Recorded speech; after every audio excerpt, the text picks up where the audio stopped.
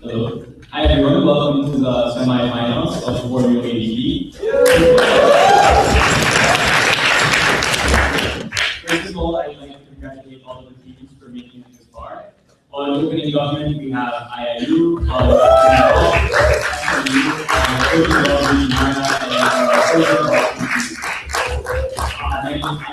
the chair for this round. Joining me on the panel are Kim, Vincent, Maniz, Sandeep, Nisha, and Gela.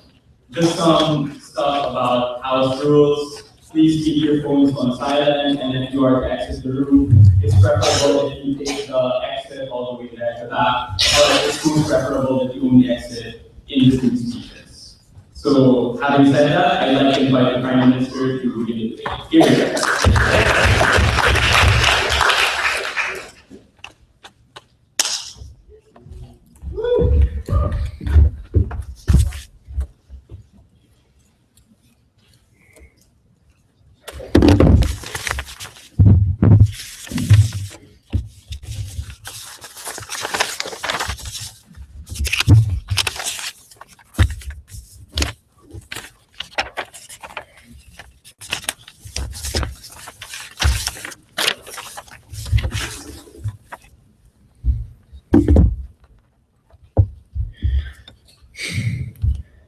When you have human rights violation happening in places like the Manus Island and countries opting out from their responsibility by saying that there's overpopulation in our country, we think it's high time we fight for equal distribution of these refugees to the people who already take up these obligations to begin with. The direction of the case of opening government is simple. We believe that, for example, what we mean by minimum quota is if, for example, you only have 5,000 refugees in your country, but your minimum quota is 10,000, you should take up more. We think that there is a standards of which you have to follow based upon that particular economic capacity or your country's capability to begin with. Basically, in my speech, I'll talk about three major questions. Like, firstly, why exactly is the current movement of refugees unsustainable and horrible? Secondly, why is it that the rights of the refugee to choose which country they go to is secondary towards protecting their welfare? And lastly, I'm also going to talk about the countries and why exactly we have to enforce this obligation, at least more than a degree that happens in status quo. But before I move on towards these three major questions, a few clarification on the model. When we talk about a quota, we necessarily mean like a minimum quota of which some countries have to adopt a particular number of refugees, and they cannot go below that. And this is based upon things like economic capacity. For example, we think that these quotas can change from time to time based upon the country's ability to take up refugees. So there is a form of leniency there, but there's also a form of leniency that's cool under this motion, of which you can trade that minimum quota with other particular countries. That means ensuring that at least there is a country that takes up that particular responsibility. A quick clarifications when it comes to what we mean by refugees is, of course, what's already established within the conventional status of refugees. You know, there will be a processing mechanism of which they go through. For example, if the problem is that there's an information asymmetry of which these refugees will go to a particular country and realize, oh shit, it's these people won't take up more because of the minimum quota fulfillment, we can still facilitate the process in processing them to another place that's closer to geographical proximity. The same way Australia already, you know, processes, you know, the refugees within the asylum seekers within Manus Island to other countries. The UN will also facilitate this using their peacekeeping forces, and we think the money that they gain from the punitive measures that we have under this whole motion, under our policy, can also help fund that particular effort to begin with, right? Sit down. Let's talk about a few other things. For example, they said that maybe there'll be problems of abuse because bigger nations can, you know, buy out minimum quotas, you know, the same way carbon caps are being abused by, you know, first world nations. We think that firstly, that still comparatively better on our side because of two reasons. Firstly, at least there's a legal obligation because, like it or not, there will still be a country to sell to because there will still be countries within the UNHCR of which will take out the particular burden. So it doesn't matter if you don't adopt these particular refugees to begin with.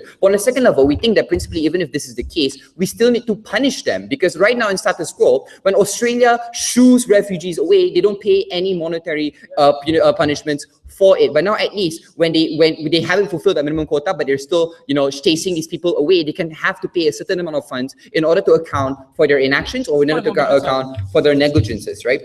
So basically that's the model that we're going for in opening government. Let's talk about the first question. Why exactly that the current movement of refugees is in itself horrible and unsustainable? But before I move on to the first question, yes, Can Alfred. you specify how we're going to come out of this minimum quota? How it's going to vary between countries? Like, what exactly is the mechanism through which you set minimum quota? We think that the mechanism through which we set this quota is based on economic capacity, of which your ability to cater to that particular refugee can still be evaluated based upon your economic standing, right? But we think that, you know, that isn't really the debate. Like, if the debate is once we can establish that feasible quotas can be, you know, determined for individual countries, should then these countries take up the responsibility, or should then these minimum quotas exist? Let's go on to the first question on why exactly the current movement of refugees is horrible. Because firstly, we think it's based upon geographical proximities only. For example, the reason why a lot of countries, a lot of people, refugees flock to Australia is because it's the countries closest to them, and they can't make this particular calculus to begin with, right? But so these countries are allowed to make this excuse that we are an overpopulated country. But how do we change that in our particular policy?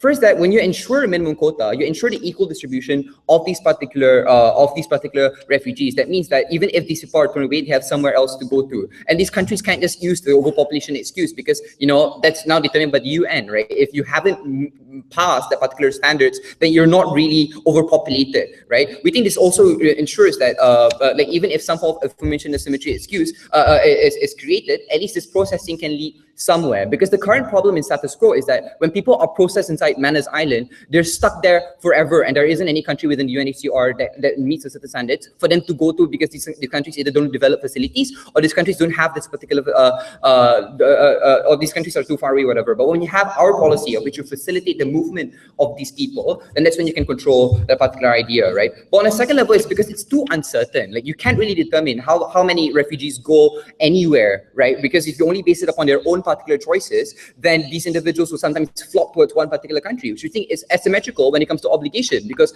all countries who are signatory towards this particular treaty should be equally responsible for the thing that they signed for. But now, if everyone goes to Australia, I mean, we hate Tony Abbott, but it's sort of understandable that why he's mad, because everyone just seems to go there, right? So when you remove this idea of uncertainty, of which you can actually have a particular country to go to, we think we also solve the problems of the Rohingyans being able to find some particular form of shelter. Let's go on to the second question, right? The most important question when it comes to protecting the welfare of these refugees, because they say, but they should be able to choose the type of countries they go to. Firstly, we don't think the type of people who are in the UNHCR are necessarily countries who are only first world and can adopt, you know, the whole xenophobic argument, whatever. We think Thailand, Azerbaijan, all these countries, and Bangladesh even, are also signatories towards the UNHCR, right? So we think that that these things is still possible. But the reason why the rights of the refugees is secondary, at least, i.e. their right of choice, is because we want to ensure the welfare is necessarily protected. Because in status quo, in comparison, for example, what happens in the Manus Island is that the more people flock there, the more it becomes economically unsustainable. For example, the processing line becomes longer and longer and longer,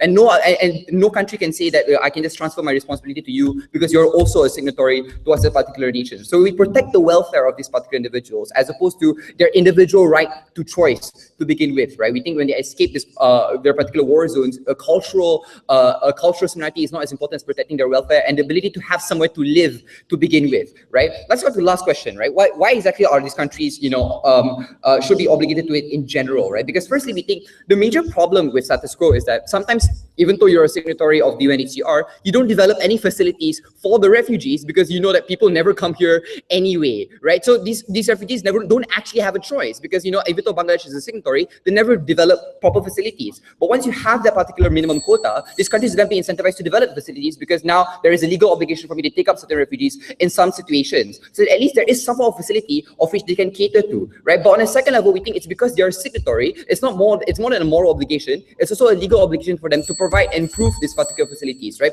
Because if you really want to give these refugees a choice, then help all of these countries develop those facilities to begin with, as opposed to relying upon one particular country like Australia in order to enforce this particular welfare for the refugees, right? Because we want to protect the weak, because we want to protect these people who are running around everywhere trying to find a home but can't. We think equal distribution of refugees is the way to go, and even if more countries can buy out this particular thing, at least they still have a place to go. That's why I'm proud to propose.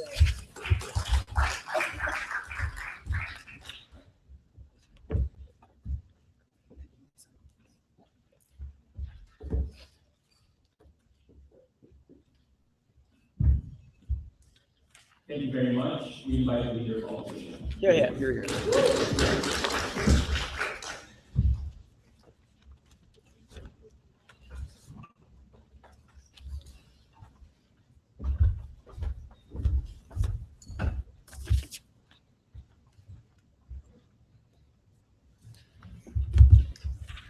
Okay. Mr. Speaker, we think this debate has to be centered around whether this membership into this convention should be conditional based on such a condition to begin with. We think that if the countries use the excuse of overpopulation and use that sort of rhetoric to reject refugees, we think that's often something legitimate and something that they can use when they hold the welfare of their own citizens above that of refugees as well. Our stance on side opposition is this. Firstly, we think that this creates perverse incentives for certain nations to leave this council, which could result in worse discourse in this council and allow richer nations to dominate the discourse about how the conditions of refugees should be. And that's something that we think is a big harm.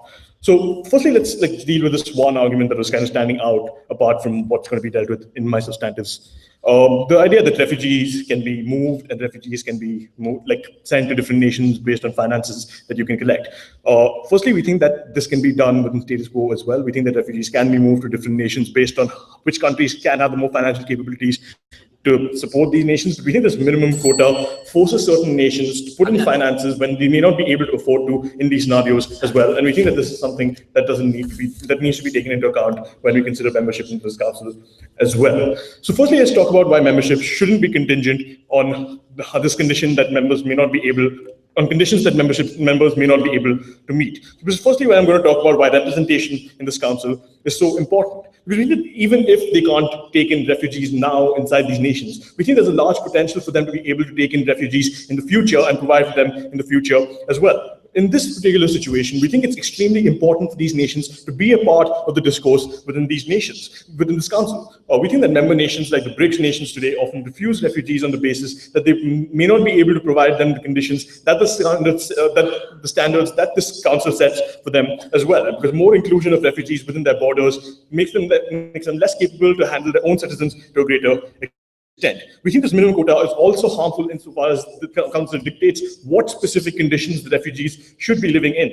We think the fact that these countries are often left out of the discourse and often pointed fingers at because they won't be able to provide as much support to these refugees as richer nations would is something that excludes these nations even more from the discourse once you have this minimum quota in place, because there's a direct condition for them to be excluded from the council itself to begin with. But secondly, let's talk about what the purpose of this council is and how it's counterproductive to that purpose. But before I move on, I'll take opening. Hello. Sir, what is the essential? What is the stake of these countries to be part of the discourse if they're not legal and they didn't take any of these refugees to begin with? We change that particular circumstance. Okay, look, we think that if they're not capable of taking refugees now, they can take in refugees sometime in the future if they're able to economically develop themselves. We think at that point, once they're excluded from the council because you've excluded them as a result of them not being able to take in refugees now, we think that's when they're part in the discourse about what refugee standards should be within these nations is largely harmed as well. We think that these nations need to be able to be a part of this discourse because they are the ones who often neighbor the nations that have these conflicts to begin with, where they're taking in refugees from, and they need to be the ones who are best able to provide these conditions to them. And we think that these nations should be a part of this discourse because of that. But second, let's focus on what the purpose of this council should be, because we think that this needs to be a concerted effort from the international community, especially in the case of conflicts, where we're trying to find out how much of a right we can give each individual that suffers as a result of this conflict. We think this is where these member nations who may not be able to take in as many refugees are especially important, because we think that once you fail to meet this minimum quota and you're neighboring a nation, like imagine you're Bangladesh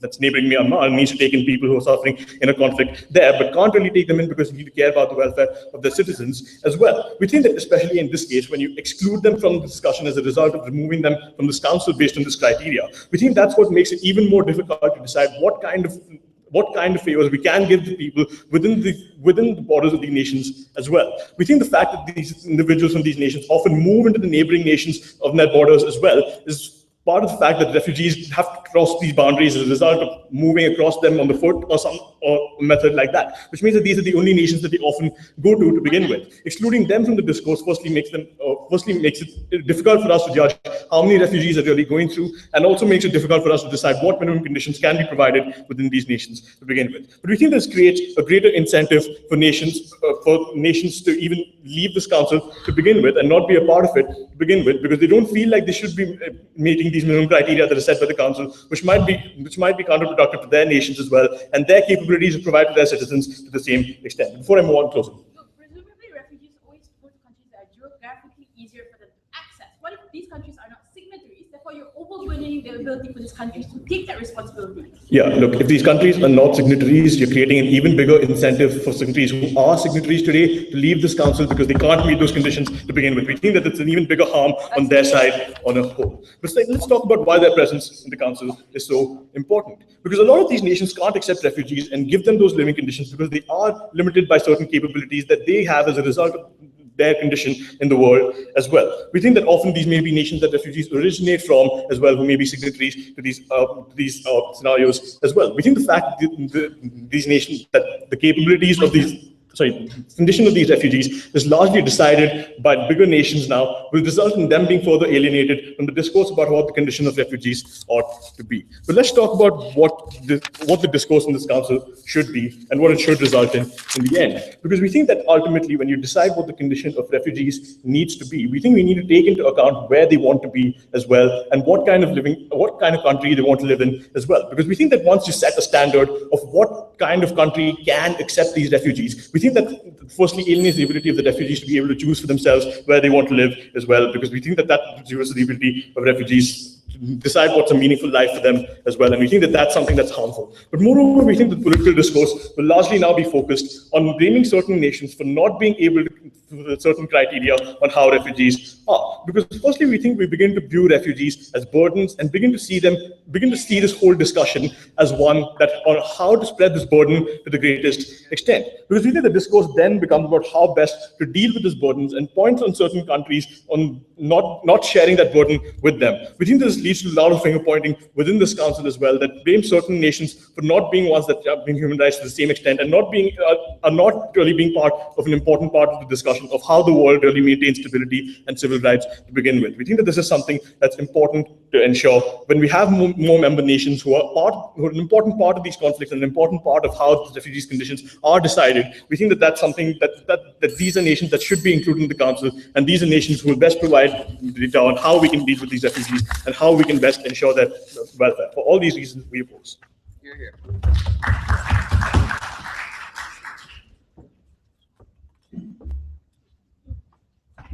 Thank you very much. Deputy Prime Minister, please.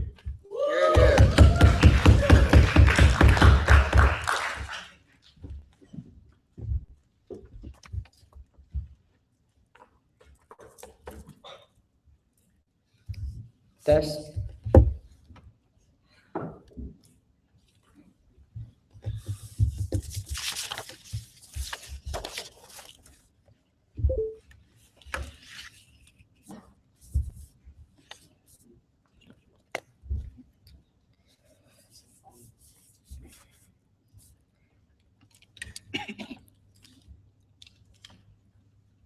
Australia only accepts 0.2% of the entire world refugee and keep on claiming that we are overpopulated with refugee.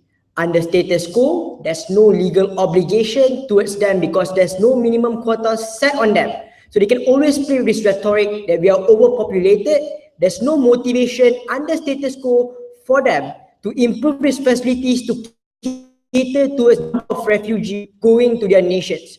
But what will happen if you implement a minimum quota? A few changes that they didn't even want to change or totally ignored. Once you have a minimum quota set based on your economic capacity, it's then your legal obligation to ensure your facility is able to cater to that number of refugees. Number two, if you haven't fulfilled your quota, you have no right whatsoever to reject the refugees and send them to either to other nations who are signatory of UNHCR, but even worse, Under status quo, you send them to countries like Indonesia or Malaysia, who are not even signatories of UNHCR, who have no legal or moral obligation at all to accept the refugees. They have no obligation to even create a facility in the first place. That is what is happening under status quo. Sit down. But number 3, what is happening under status quo is you can give out refugees to other countries, but there's no punitive damage that is impacted upon you. And that's something that we want to change. Still no engagement at all, and they don't have no problem towards this particular argument. Sit down. First argumentation, what sort of discourse will it spark under our paradigm, and comparatively, why is it better? On the first level, since they come to an assertion saying that the discourse under our paradigm, the dynamics will only be between countries that accept refugees, we would like to argue on our side by saying more numbers of countries will join the discourse, since now they have a moral obligation to not reject asylum seekers or refugees, but have to accept them, which means on a comparative basis, you don't have countries like Australia who can continuously reject the refugees, or even countries like Bangladesh who keep on rejecting the Rohingyas. Since there's a minimum quota set on them, almost all the signatories of UNHCR will join this discourse, and it will make it much more dynamic since we have more numbers on our side. But the trade-off here is simple. Since under status quo, a lot of nations are being a bad example setters. For example, let's look at Australia. Since they have continuously uphold and try to campaign for the definition of what a refugee status is all about, but they're acting in a hypocritical manner when people come to their country and you either isolate them to Christmas Island or you tell them to go back on a dangerous boat journey to Malaysia or Indonesia, which means the power or charisma of your discourse wouldn't be that powerful since you yourself don't have any legal obligation. But that dynamic will change under our paradigm since all nations have a moral and legal obligation. Therefore, it means all countries will now try to be more reactive towards the particular refugee status and try to be more dynamic in discussing what course of action that you want to take later on in the future. Sit down, guys. But on the second level, how do we improve the development of facilities under our discourse itself? Under status quo, there's no form of discourse in telling countries that you have the capability to accept more refugees, but your capability is not up to par to that particular standard since there's no legal obligation. But we will, in ourselves, will ensure that this particular refugee settlers placement is being created. What is happening under status quo? For example, countries like Bangladesh and Thailand, even though they're signatories of UNHCR, they never even provided any capable acceptance point for any refugees at all. But since everyone now have a legal obligation, and your refugees, if you have overflow, you can transmit it to other countries. These countries now have a legal obligation to improve their facilities and so on. If they don't improve, other countries will pressure them to make sure that improvement happens. But this doesn't happen at all under their paradigm. And why is it worse? Number one, you tell your refugees to move to another country, but you never tell that country to improve their refugee placement. And therefore, that is why it is extremely bad for a few reasons. Number one, it ensures that these particular refugees don't get any form of right being upheld since they're being sent to random countries and so on. But number two, if I want to go to Australia and Australia haven't fulfilled my quota, therefore my right is now being overwritten here because I tried to come as far as Australia as I understood they have the capability to accept refugees. But since now there's no moral holding, they can simply escape liability by saying, oh, we are overflowed, therefore we will stuff you in a small room in Christmas Island. We will change all of these dynamics, but before I go on, I'll take one from closing. On your side, these individuals will still be sent to Christmas Island because they will have met the minimum quota, or Australia will have sold the minimum quota to someone else. How do you solve the problem? At least in our paradigm, Australia have the facility to handle these people who are coming to their country at that minimum quota. But if it exceeds, we will still ensure that they will have some form of improvement in terms of their facilities. The trade-off is simple. In under status quo, Australia can simply say no to anyone coming to their country and not fulfilling their bargain of the UNHCR. And that's even worse. And that's why we think it's extremely evil. But the next argument is how do we change the condition of the refugee per se. Under status quo, OO tried to argue that the right of the refugee is the utmost important point. But let's argue on a comparative. If you really want to go to a country, but you lack information and you are not given proper facilitation. We think that particular right can be overwritten under our paradigm, since we now at least send you to a country that, i.e. number one, can handle you, number two, can give you a far better chance, and number three, if that particular country that you're going to doesn't even haven't fulfilled their quota, will now be forced to absorb you in the first place. And that's why we think it's extremely important. But the last argument is why we create better examples on our paradigm.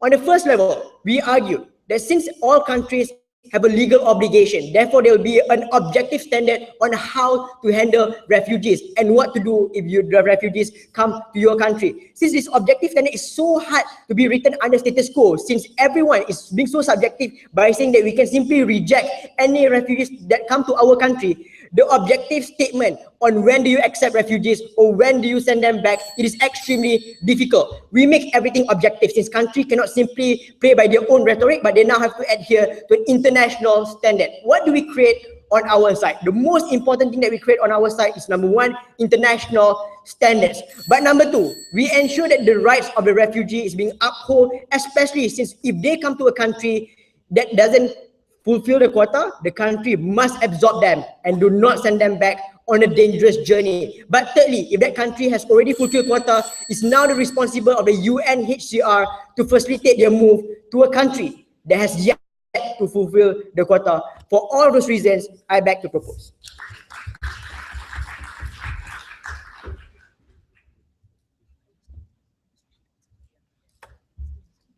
Thank you very much. To end the opening of the debate, we'd like to invite the deputy. Here, here.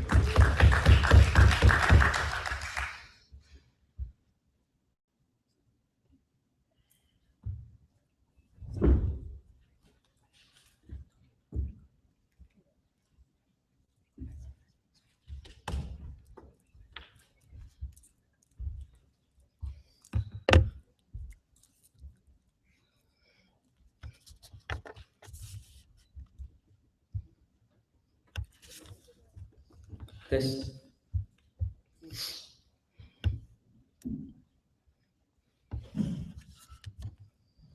I think we need to first recognize, why do countries wish to be part of this convention and discussion in the first place? What's stopping them from saying, I don't care, you guys deal with your own problems, it's not simply not an issue that we wish to be part about, especially since you don't want us to be part of the discourse by imposing burdens on us. Within the fact that these countries have been willing to come together into this convention suggests that there is already a certain inherent level of willingness of concern to be part of a united effort to make the lives of the downtrodden better. So we think they probably are willing to do their part to a certain extent. They just simply feel that they need to be able to be part of the discussion in terms of what is a refugee, what are the duties that we can accord to these refugees in order to then make the situation more amenable for them, right? So we think so long as they do not feel strong-armed or feel like they're having unreasonable duties imposed upon them, it's reasonable to expect that they will be willing to negotiate in good faith about how much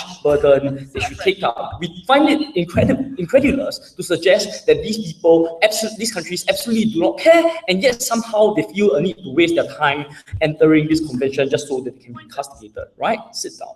So we think what's most important for the way in which these sort of cooperative conventions work is to be willing to listen to the concerns of all stakeholders, to allow them to be able to remain within the council unconditionally so that they're able to be part of the negotiating process because what are the minimum standards of rights they need to afford these refugees, for example, because this might mean that they are able to take in refugees without infringing upon their sovereignty or the way in which they treat their citizens. So for example, China may not be willing to take in refugees, not merely because they're not able to, but simply because they're unwilling to accord refugees some of these rights that they may not even accord to their own people in the first place. And that's why, and given like a lot of these, not all countries in the world are liberal or democratic, there are these concerns where there are a lot of these large countries which can take in more refugees, which nevertheless are important. That's why we think it's important to respect their opinion, because otherwise otherwise we eliminate any sort of political will with regards to caring about other people, and that's problematic. Because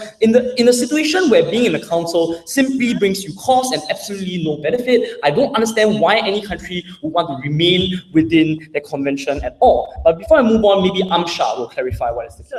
Under status quo, certain countries under UNHCR is overburdened by accepting these refugees. What is so wrong by equitably distributing them? Yeah, I'll explain why the situation actually become worse later on in my other argument, right? So we think to the extent that this problem is one that requires goodwill at the end of the day from all parts of the world to solve, their policy actually eliminates rather than increases the pool of political will.